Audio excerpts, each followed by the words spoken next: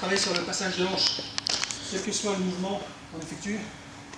Mécaniquement parlant, les hanches assurent la coordination de mouvement entre les membres inférieurs et les membres supérieurs. Si on ne bouge pas ses hanches, on ne peut pas bouger le corps humain, c'est pas possible. Et les hanches sont les mêmes pour tout le monde, que ce soit boxeur, lutteur, escrimeur, on va jouer au tennis, au ping-pong, qu'on escalade ou qu'on rampe, c'est pareil. Le corps humain, c'est le même pour tout le monde. Et donc la première fonctionnalité des hanches, c'est d'assurer cette coordination. Donc on va montrer d'abord un mouvement au sol pour travailler la mobilité des hanches. Pour l'instant, tu peux bouger. Ok. Tu vas le faire avec moi. Voilà. On va montrer ce petit racine comme ça. Pareil, passage de hanche. Pour s'échauffer les hanches et pour travailler le mouvement, que ce soit combat au sol ou debout, on s'en moque. Pour l'instant, c'est la mobilité des hanches. On va partir latéralement, mettant le genou quasiment au sol, et qu'on pourra. Pour l'instant, on s'échauffe. Sans chercher à s'élever, mais plutôt en arc de cercle. On va passer à notre genou. On va ramener. On va faire une petite série. Voilà. Donc ça, okay, à travailler par série, ça peut être de l'échauffement, ça peut être après l'entraînement pour dépenser le niveau des lombaires, ou ça peut être un travail spécifique pour le combat, on verra l'application après. On va l'accentuer de cette manière. Une fois à droite, une fois à gauche, et là on balance tout le poids du corps. Une fois à droite, une fois à gauche, là, on revient, et on fait un tour complet. Ça peut servir aussi, tiens, tu viens,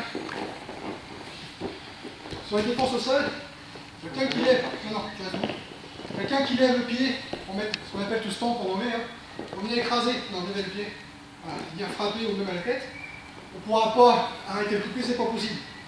Quand il va venir, voilà, de toute façon vous allez prendre. Donc un moyen le plus simple au moment où ça arrive, c'est de tourner. C'est beaucoup plus simple que d'essayer de... Voilà. Okay. Quand on arrive, on s'en moque. Dès que ça arrive. Voilà. Dans l'autre sens. Donc, dès qu'il vient. On verra après les parades et puis les amener au sol en crochetage. Mais pour l'instant, focalise dès qu'il lève. Je balance les hanches. Pivot total. Au pied. Si on n'est pas parti trop loin, on verra plus tard les amener. On verra les enlever d'un côté ou de l'autre. Vous voyez, là on est dans la phase de ce petit exercice. Il lève, on le fait en ralenti. Il lève, au moment où il veut déposer. Voilà. L'idée c'est juste ça. Après on envoie tout le poids du corps le plus rapidement possible. On se habitue à acheter, à pivoter, à tourner, à tournoyer. C'est ça qu'on fait au sol. De la même manière qu'on a vu tout à l'heure quand il était au sol, sur la queue de cheville. Au sol. Queue de cheville dans cette direction. Au moment où il m'emmène, pour me sortir de là, pivote. Je fais exactement le même mouvement, ni plus ni moins. Okay. Si je veux enchaîner des coups de poing, on va faire le cobaye. Oui, merci. Tu ne bouges pas.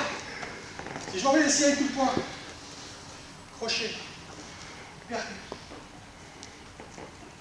point arrière, le cross en box, sauf que là on va venir travailler légèrement descendant au sternum, ça peut être avec le cul, pour dégager quelqu'un qui approche, boum, voilà. Si j'envoie un coup de coude, je balance la hanche, j'envoie un coup de genou, je balance le bassin, la hanche, okay. Je mets un low kick. Je balance le poids du corps avec mes hanches. Middle. Bien. J'envoie le poids du corps. Ah. Ici. On descend. Si je vise un kick, j'envoie la hanche. Et je vais enchaîner en tournée. Au moment où je redescends, je descends mon centre de gravité pour ne pas perdre l'équilibre. Je pivote et j'envoie la hanche. Sinon, ça partira jamais. Parfait. Avec le talon, on vient sabrer. Coup de poing, coup de pied, projection, c'est pareil. Si je veux le projeter, déjà, je déséquilibre.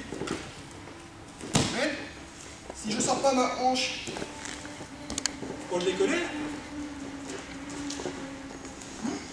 je ne vais pas partir. C'est bon. manier les armes, soit une arme simple, pour commencer, je veux changer d'angle ou de ligne, je suis obligé de travailler avec mes hanches.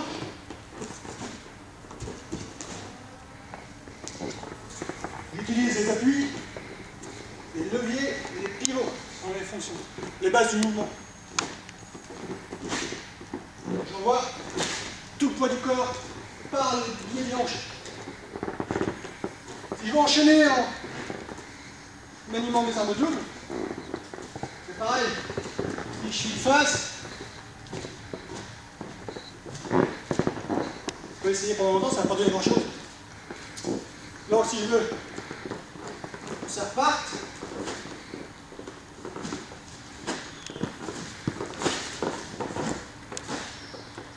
c'est tout le poids du corps. Évidemment, quand on va descendre, on descend sans centre de gravité. Je veux viser au-dessus, frapper, la serrer, parce qu'avec un bâton on peut la serrer aussi.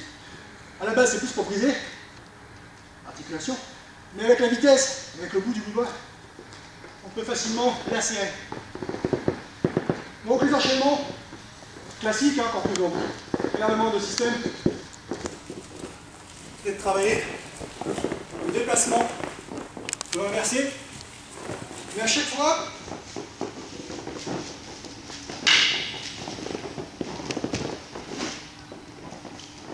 on est dans le mouvement. Si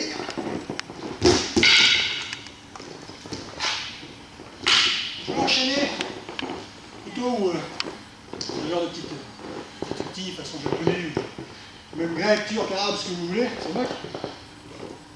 On va enchaîner les attaques. On libère, on décolle le talon arrière.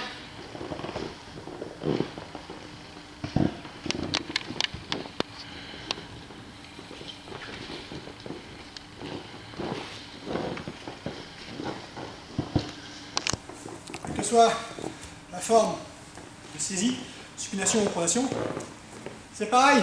Si je veux attaquer, il faut que j'utilise mes articulations et que je sorte ma hanche. Autrement, ça partira jamais.